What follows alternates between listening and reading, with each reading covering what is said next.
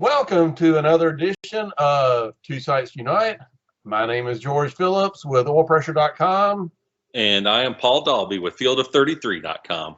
Okay, got through that without stumbling. Quick question. How long do you think it's been since we've done one of these? A long time. Did we even do one after the 500 last year? No, we did not. We did one right before the 500. Oof. May 27th Oof. was the last time we did one of these. And here we are in February. February. All right. Well, So, better late than never. yeah, but we don't want to oversaturate things. That's right. That's got to keep it fresh and something to really look forward and crave. Yeah. So the hot topic of this week has been something that I think you did not even watch a minute of, and that was the Rolex 24 with Helio Castroneves winning his team winning the overall thing. And I know you've got a real bugaboo about class racing. You don't even recognize the other classes except for you don't even like the term overall winner. So I don't. I'll let you have your rant before we discuss. There's no rant really to be had. It's just I consider Meyer-Shank Racing was the winner. That's like anything else is superfluous and unnecessary adjective there. They are the winner. You don't need to call them a class winner. You don't need to call them an overall winner. It's like calling USAC sprint cars wingless sprint cars. A sprint car is wingless. If you want to add some dangly thing onto it, then you can further clarify it and call it a winged sprint car. Sports car racing is quirky. That doesn't mean it's wrong. It's quirky. Hockey, the NHL, it's quirky. You don't. There's no. Only one team wins the Stanley Cup. It has quirky rules that are different than other sports. You don't go by games won necessarily. You go by points. Okay. And you don't have a halftime. You have 2 intermissions. It's a quirky sport. Endurance racing or sports car racing is a quirky sport. It has its own unique set of rules, and it does not bother me. I'm a huge traditionalist. It does not bother me in the least to recognize that Helio Castroneves, Simon Pagenaud, and Michael Meyer-Shank Racing won I don't even know what class you call the thing. Doesn't matter. They won the race. That's what you call it. You call it that class. They won the race. You preface this by saying we were talking about the Rolex 24. One race, one winner. Let me rephrase. One race, one winning entrant.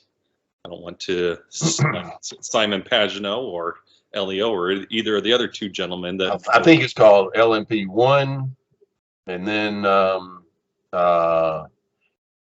Brian Herta and Pato O'Ward and their team. Brian Herta. Yeah.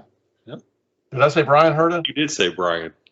Colton Herta. Colton, yes, there you go. Colton Herta and Pato O'Ward, they won the LMP2 class. They were the highest finishing LMP team. Anyway. Do you recognize in NASCAR, do you recognize a stage winner?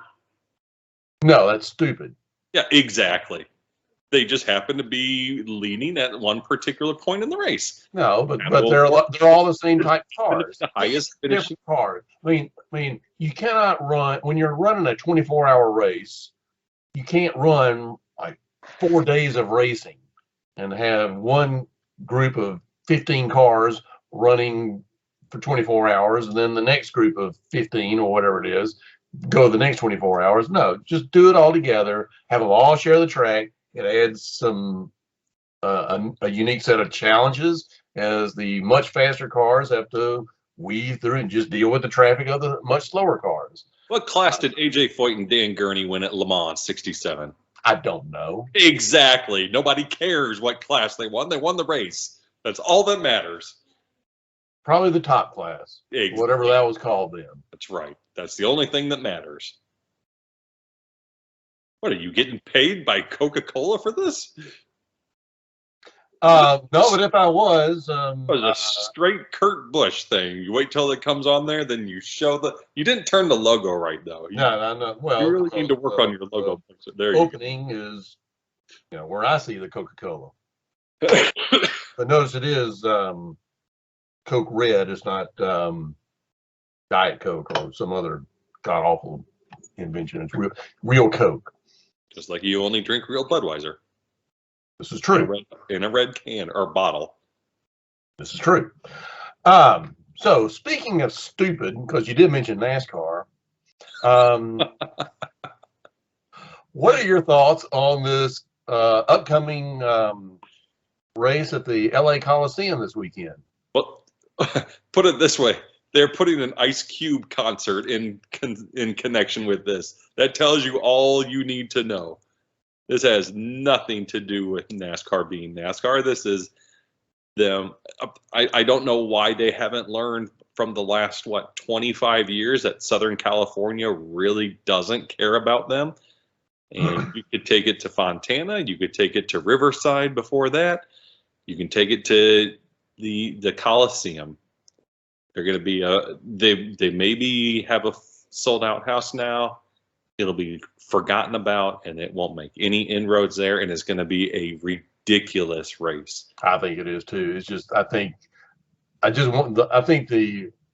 know what the over under is for red flags for stoppage, for a complete blockage of the track. I will probably actually watch it out of humor. That's exactly what because this is that sad weekend of the year in between the conference championships and the Super Bowl. And I hate that too. I had something come up.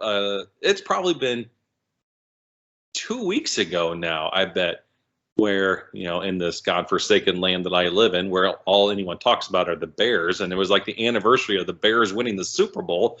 And I want to say it was like January 18th or 19th or something. That's when a Super Bowl should be. And a Super Bowl should be played in the daytime, like they used to be. Just like the World Series. But there's no reason for a 2-week gap between the conference championship and the Super Bowl. I hate it. I'm not opposed to it. The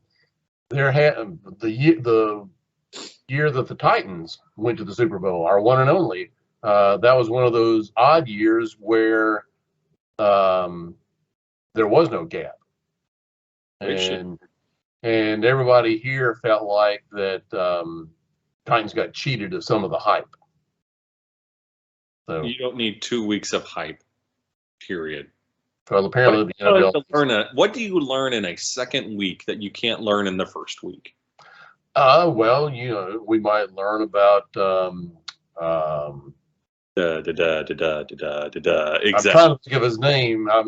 My old age is creeping in. Number 9 used to play for the Lions, now plays for the Rams. What's his name? Matthew Stafford. Matthew Stafford. Thank you. We'll learn about Matthew Stafford's dog, probably. These are the things we'll learn about. Or Joe Burrow's pet canary. I don't know.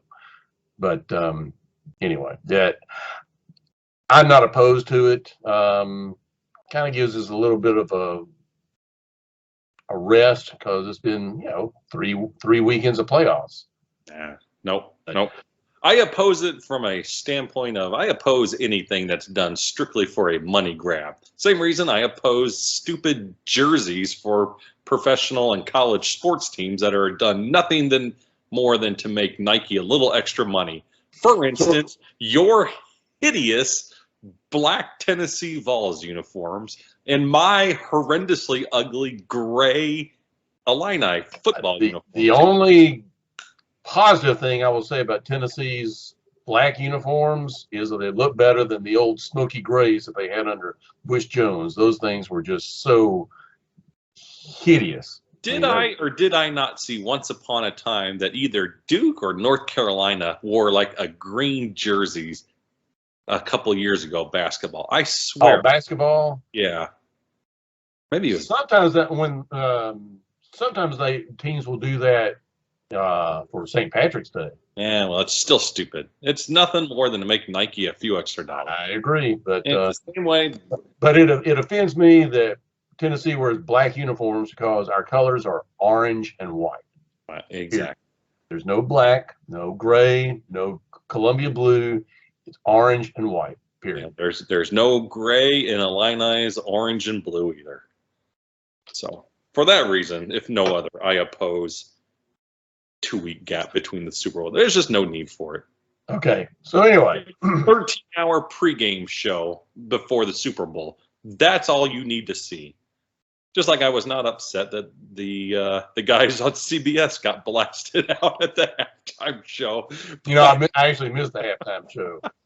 Yeah, I heard about it. The conference championship, you probably have 6 hours of pregame show. You have 2 weeks of postgame show. I don't need to hear 5 blathering guys go on for 15 minutes at halftime and act as if the world has ended either.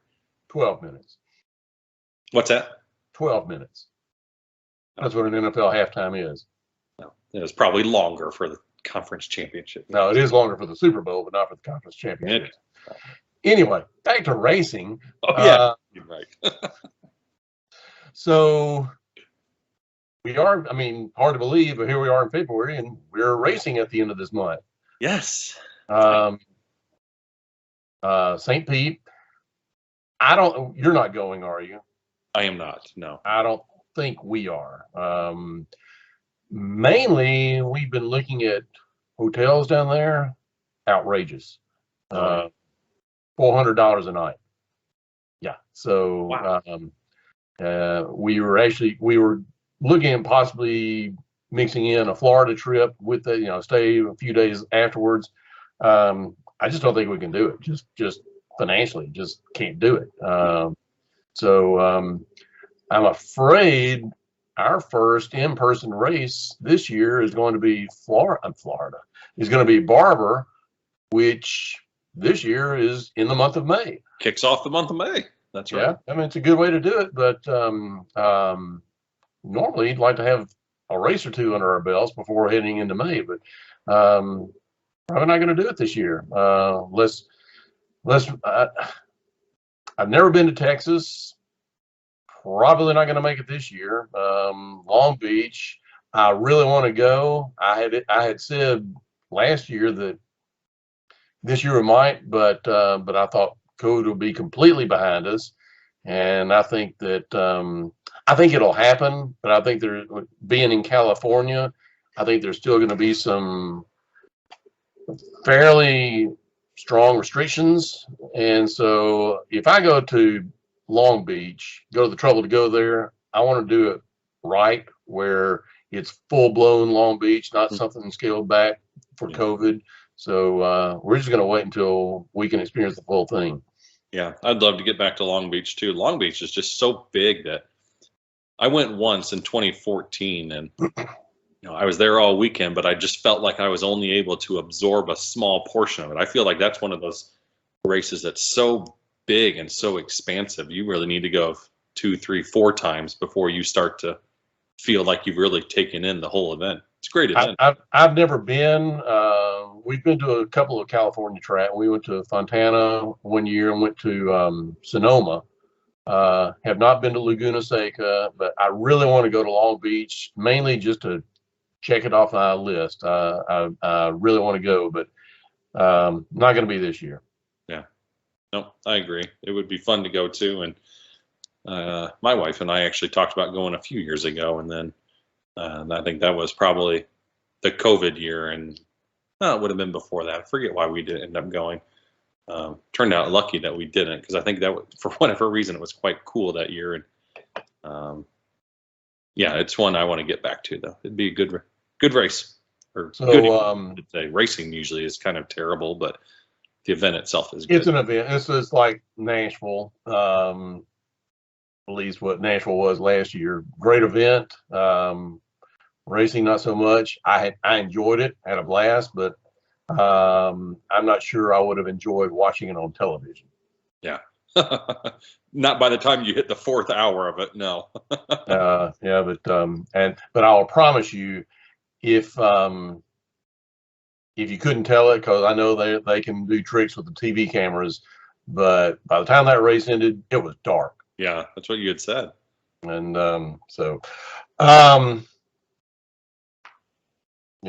of May, that's going to be its own subject sometime for another day. Last time you and I talked on the phone, or within the last month, you had said that you were seriously thinking about finally taking the plunge and going to Road America. Have you made a decision on that yet? I haven't looked more into it, but it has been discussed, and it is certainly a strong possibility. Yes. Okay, good. That's one you need to check off the I list. know it. I know it's one I would love to check off, but I have to see how schedules play out. But it's definitely.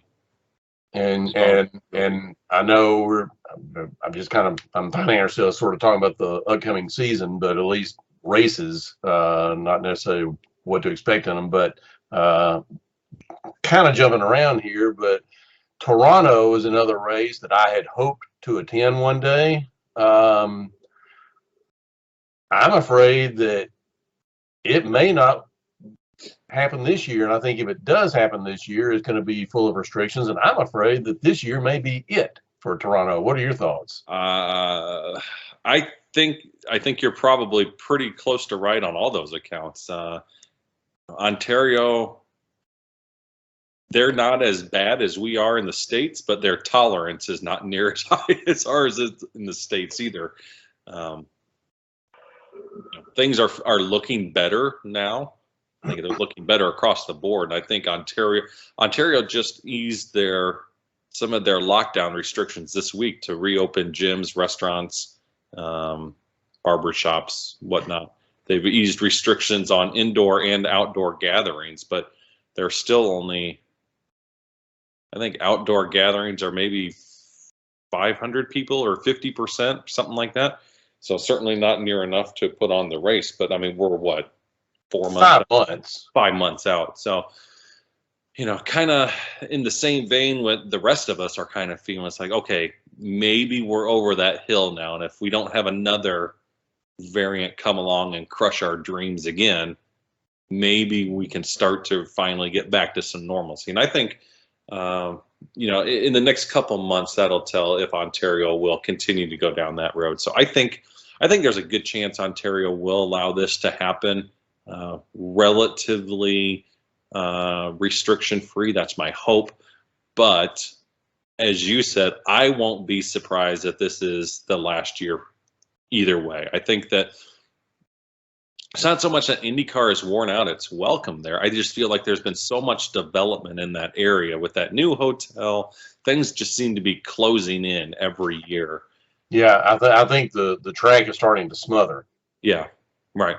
Yeah, so I think the writing is on the wall. I think I would hope that if that track really does get smothered and the exhibition place doesn't continue to work for IndyCar, that they will find another venue in the greater Toronto area to work with, whether that's going out to Mosport, which my understanding is there may be some safety concerns out there. That track may just not be quite big enough to handle IndyCar. I don't think it is. I mean, I have not gotten out and walked that track. Never been there. I've seen it on television lots, and from what I hear, it's just not big enough. Right, and I mean, if you think that Chicagoland and Nashville Superspeedway are long ways outside your metropolitan area, then Mosport is way out there. Yeah. I do work in that area, and I come within a few kilometers of the track when I'm working up there, and I mean it's kilometers, a few clicks out that way. Yes, but yeah, it is a long way from Toronto. I mean, it's every bit of from downtown, you're probably every bit of an hour to 90 minutes from, not assuming that traffic isn't stop and go the whole way out there. It's been that talk for probably 10 or 15 years now about that Jeff Gordon Oval that's supposed to be down by Fort Erie and Niagara, that every once in a while you'll see some news pop up and, they'll say, oh yeah, we're going to break ground again here in the next next couple months, within the next 3 months, and Sure you are. I'm pretty sure that's never going to happen.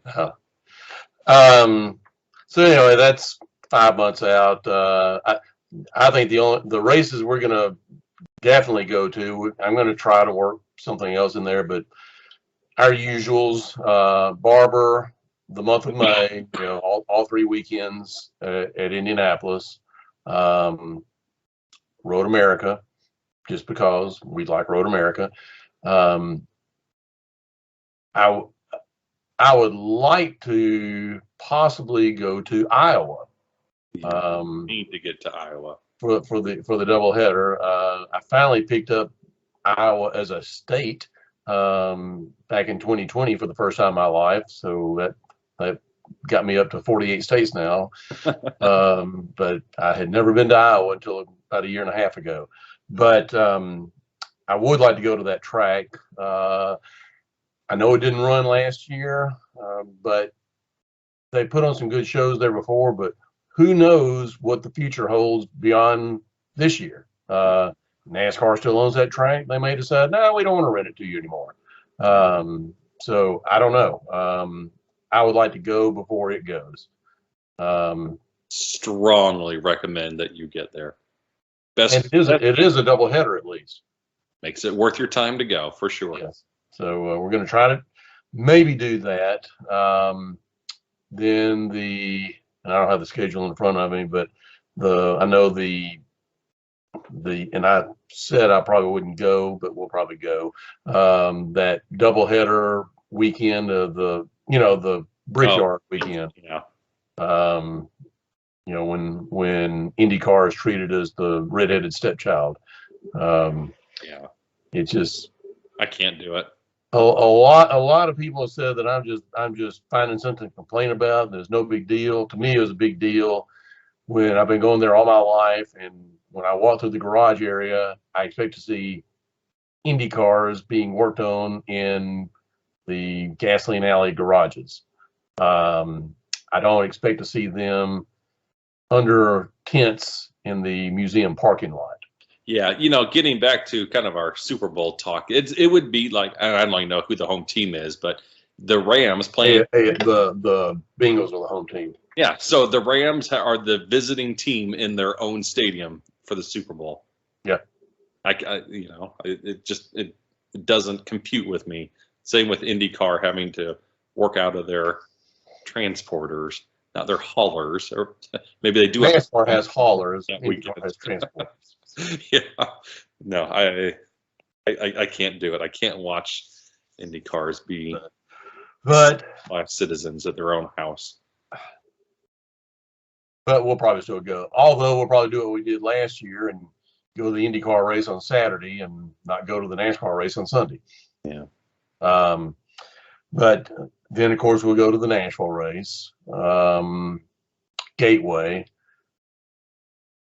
Probably not going to head to California any this year. I just think that even if I could afford it, I just think that it's too iffy right now with any of the races. So Gateway may be it for us. Yeah, I would. I think you're still ahead of me. I'll be in Indianapolis for sure.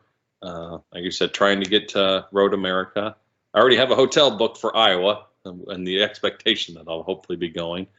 And then I would expect probably to swing down to Gateway as well. Okay. Bunch of the old races again. Just briefly, because we are bumping up on 25 minutes already. And bedtime is going to be before too long. But just any thoughts on the upcoming season? I know it's less than a month. I mean, it's less than 4 weeks away. It's 3 weeks from Sunday. Yeah, so coming up very quickly. Yeah. Is that the first weekend of the NCAA? No, it'd be the second weekend. Oh, wait, no. No, they don't call it February Madness. That's right. I'm so used to St. Pete taking place. Yeah, that's right. I'm so used to St. Pete taking place either the first or second weekend of March Madness that it's shock to the system to be this early. Thoughts on this year? It's I guess last year I wasn't quite ready to admit that the young guns were really going to kick the old guys out yet. And I don't know anybody who would have had Alex Blow be the one who took the reins. I don't, my gut says that he's not going to run as strong this year as he did last year. But when I think about last year, I have no reason to suspect that because there wasn't anywhere where he really wasn't strong last year. I mean, he was strong, obviously won at Barber, and there was no tracks where he really just was completely out to left field or had bad results really because of his own accord. I mean, he was strong everywhere. The team was strong. And because of that, of what you just said, I do think he will struggle this year. He had no bad luck. That's not fair. He had the blown engine at Indianapolis on the road course in the fall. And then he got taken out at Gateway. Yeah, so he certainly had a little bad luck coming. He had very little bad luck. Yeah.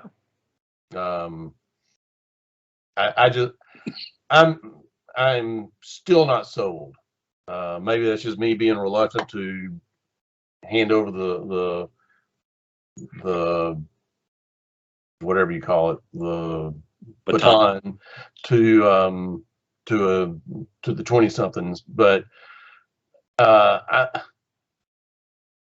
still not 100% convinced that he is the end all be all. I think Colton Herta is probably, now you've always been kind of soured on Colton Herta a little bit. I'm soured on Palou.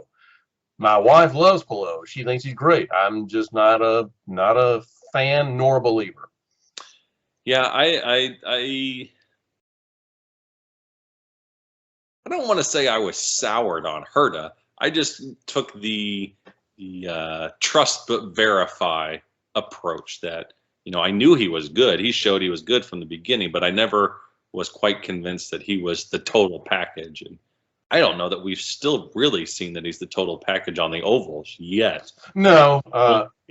Has he won an oval? No.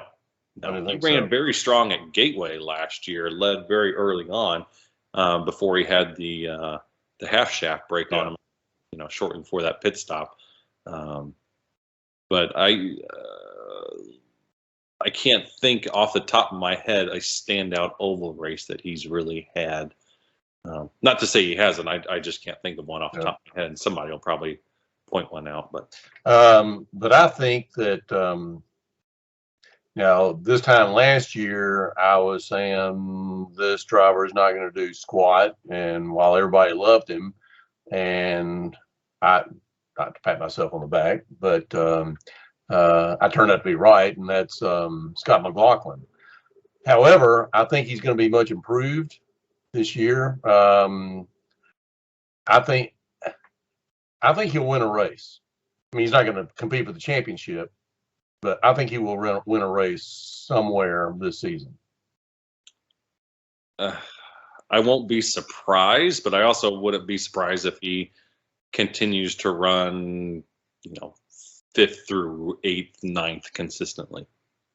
I don't know. I think he's a pretty bright guy. I think he is going to learn from everything he went through last year. I think he's a bright guy too, and I won't be shocked if what happens, like you say, if that actually happens. It'd be very similar to what we saw from Simon Pagenaud when he moved to Penske. Remember, he struggled pretty hard in 2015, and then he came out and won the championship in 16. I don't think McLaughlin's going to win the championship, but I don't either. But I think he will win a race. And last year, I don't think he even came close to even sniffing a race win, or even did he even end up on a podium at all? Yeah, he finished second at Texas in his first oval race there, behind Pato.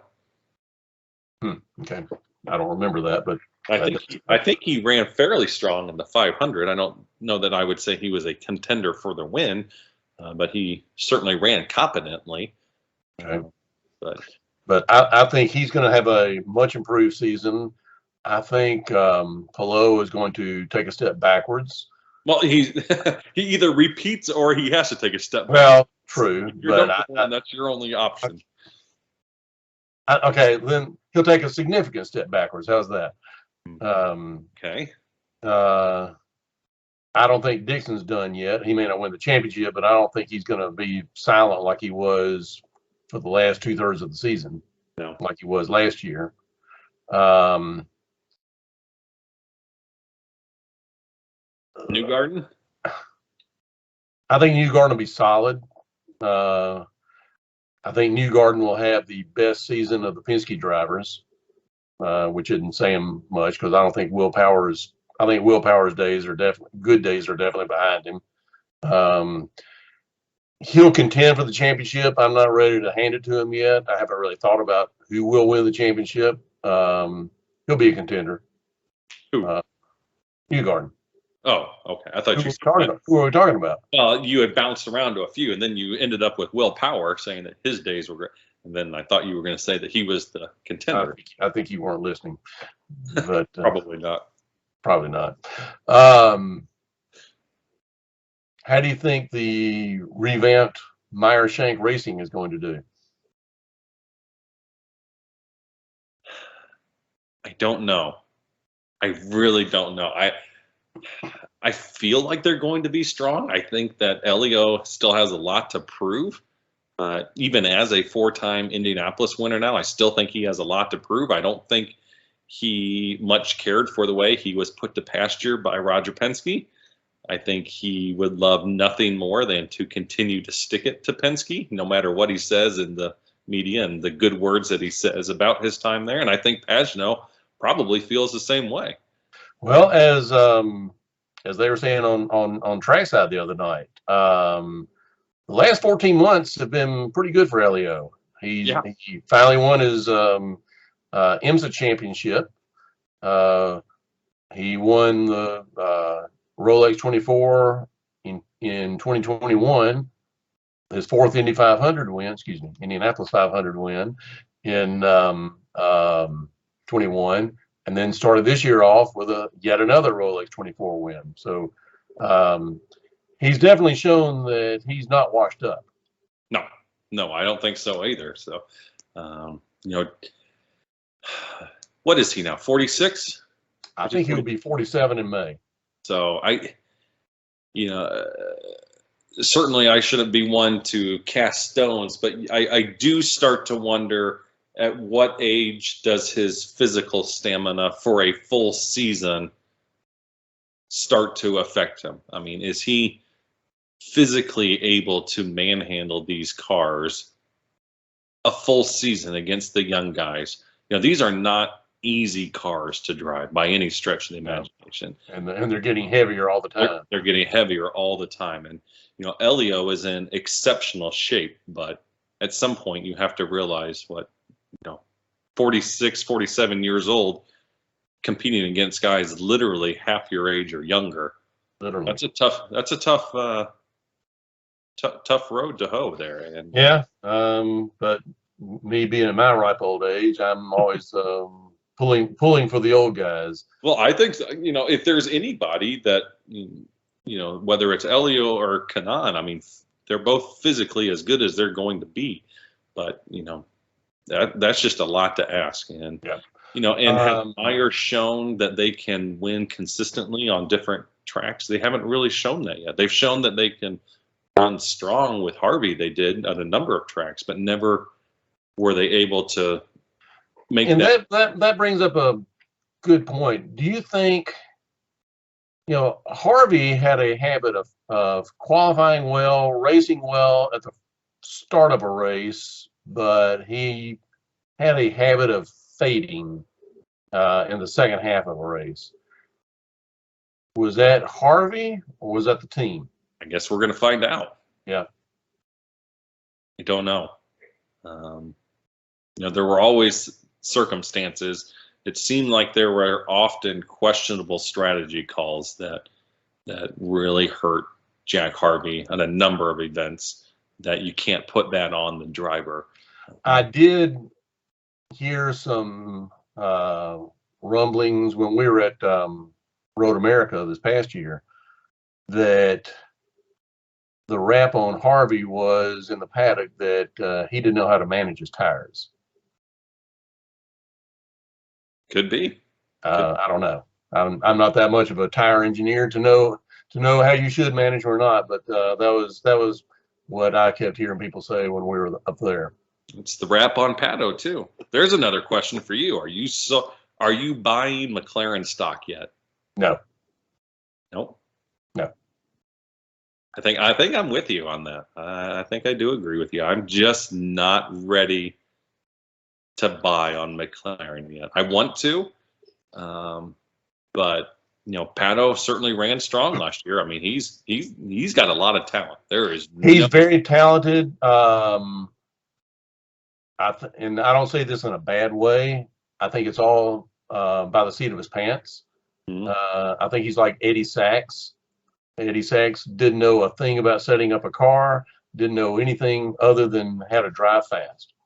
And I think that Pato he wants to get out and run as fast as he possibly can. Well, you know who else that sounds like is also at McLaren now is Montoya. Yeah, Montoya's well known for he doesn't care about setups. He just give me a car, I'll figure it out, I'll drive it. I don't care what it takes. I'm going to make it happen. And the late Uncle Bobby always said that about Gordon Johncock. Said fast driver, but doesn't know a thing about a car. So yeah, I like McLaren. I think Taylor Kyle's doing great things there.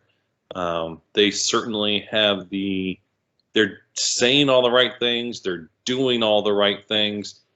And they also have as long as it's just Pato, I have a hard time buying that stock quite yet. I mentioned Rosenquist. Listening last couple of weeks to Trackside, they're all in that Rosenquist is going to bounce back big time this year. I'm not buying that either. I've never bought on that. Nope. No. I didn't buy that when he was running at Ganassi. I'm not buying that now. I just can't. I just can't get excited there. Speaking of Ganassi, because I am sitting here watching the clock, we need to wrap this up here in a minute. But Jimmy Johnson, your thoughts? Sure, he'll be better. I'm really interested to see him run on the ovals. I'm really excited to see him run the 500. I will not be at all surprised if he's a Fast 9 qualifier in Indianapolis. I won't be surprised if he has a top 5 finish. I don't think he's going to win, unless he has some things really bounce his way late in the race. But I think he's going to show that he's not as far out as a lot of people showed last year. Yeah, and I thought he got a bad rap last year. Thing is, I could be wrong on this, but I don't think he ever involved another car with his off-track shunts. I think it's a lot of people would argue that there were no other cars back there for him to involve. That could be it too, but Kellett were the only two back there, so he really only had to avoid one other. Well, people could be coming up to lap him. Okay, that's quite true. I mean, he was doing. I mean, he had some good moments at Laguna Seca. He had some good moments in that second road course race at Indianapolis. Mm-hmm. I thought he got kind of a bad rap just because people love to see champions fail. Yeah, agreed. I mean, I think if you watched his progress from St. Pete to Laguna Seca, I think you would see that he significantly. Barber. Oh yeah, they started at Barber last year, right? Yeah. That's what I meant. I think you'll see his time significantly improved. He got much better as it went. So. He's not going to win a road or street course. He's not certainly going to win a championship, but I think he'll be competent. I really do. Yeah, I do too. All right, well, I'm talking about it. I'm starting to get it. Huh? Last question. Does Alexander Rossi finally bounce back, and where's he driving in 23? Yes, he does, and I think he is. I think he's at Andretti in 23, but I think there is also an outside chance that he may be in the 12 car at Penske. That's exactly what I would have said too. But I think that's an outside chance. I don't think it's that outside. I think if Cindric or Penske can get him, I think that 3-year contract that Power signed suddenly just got reduced to 2. They write him a check, and he's off to either sports cars or he'll probably do sports car. I don't see him going to another IndyCar team. I think he goes to a sports car team. And I think that Rossi slots into the 12 next year, wherever the Verizon will be numbered at that time. And but the first one, but just if I have to say yes or no, I think he's back at Andretti in 23. I don't know. I don't see it. I think that fracture, whatever is wrong there, I think it's so wrong that I'm not sure they can come back. I think he'll be better, but I don't think he'll be back to his 2018, 2019 form, especially as Colton continues to grow and take a leadership role on that team. I don't know that there's room for 2 strong leaders on that team like that. Maybe I'm wrong. I don't know. But Colton is a very fast driver, obviously. I don't know that I'm ready to call him a leader or especially a strong leader. I don't see that in his personality. maybe not a leader in the sense of a mentor to the other drivers, but the leading contender of that team. We shall see. We are not seeing Ryan Hunter-Reay on that team this year. Well, yeah, I mean that's Captain Obvious. I'm saying it'll be weird not to. Oh, I thought you said we're not going to be seeing him. No, I said it will be weird not. I missed the weird part. Yeah, well, clean out your ears.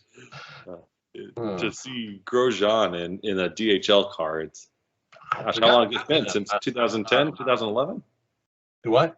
What year did Hunter-Reay hop in that ride? 2010, wasn't it? By 11, he was in Sun 11, I know he was in there, but he was the DHL Sundrop car. Sundrop, not Sunkissed. Sundrop, yes. Sundrop, yeah. What did I say? No, I said Sunkissed. Oh, okay. Which I think they are owned by RC, which was Marco's sponsor at the time, weren't they? I think they're both owned by the same company. I don't know. Probably Snapple. Maybe. Who knows? I don't know. That was another Marco sponsor. Marco's had a lot of sponsors. I mean, a lot of sponsors, a lot of cars, a lot of numbers. A lot of wins. I mean, he was the kiss of death for H.H. Gregg.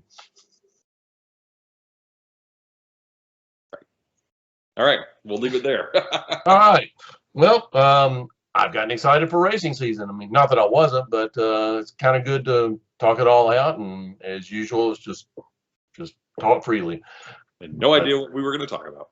No, but I did know I was going to put you on the spot about your detest of class racing. Anyway, any last words? Nothing. We've gone too long. We'll let the one person that's still watching, we'll let him go. Or her. It could be a her, but yeah, could be Kelly. Who knows? Or Susan. It could be. Hi, Susan. She's out tonight. She's doing her pottery class tonight. It is too late to be out this time. Yeah. Anyway, so for Paul Dalby, who has nothing else to add, I'm George Phillips with oilpressure.com, and I have nothing else to add, but thank you for watching. Thank you.